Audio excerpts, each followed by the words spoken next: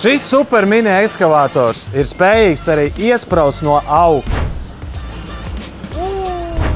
Vidējiem būvobjektiem esam iegādājušies arī jauno SDLG mini ekskavators, konkrēti šis ir 4 tonnas, attiecīgi rakšanas dziļums ir 3 metri 11 centimetri. Šis mini ekskavators arī ir aprīkots kā jau standartā, mēs visiem liekam un rūpējamies par to, lai būtu hidroizvade, lai mēs varam ne tikai cieti rakt, bet arī pielikt hidrolisko planējušo kausu. Pieminēšu, protams, arī svarīgāko, teiksim tā, mini ekskavatoriem, ja mēs kavējam darba termiņus, varam strādāt arī naktī, jo viss ir aprīkots ar LED apgaismojumu. Kā jau visus jaunos mini ekskavators, mēs cenšamies aprīkot ar centrālo automātisko smērēšanu, lai attiecīgi operatoram, protams, nav jāsmērē.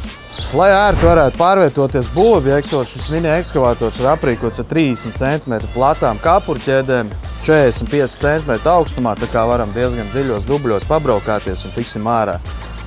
Protams, arī profesionāla ziņa, ja mēs iestrēgstam, vienkārši apgriežam kabīnu, nolaižam lejā lāpstu, piepaceļam sev augšā, paliekam kaut ko apakšā nepieciešamības gadījumā un braucam tālāk rakt. Tātad, kas mums notiek kabinetā? Kabinetā viss kā parasti, protams, nekā jauna nav, vienīgi tas, aprīkots ar radio, aprīkots ar kondicionieri, LCD ekrāns, kur mēs redzam visu nepieciešamo, ko mums vajag zināt par traktora, jaudām, degvielas daudzumiem un tā tālāk.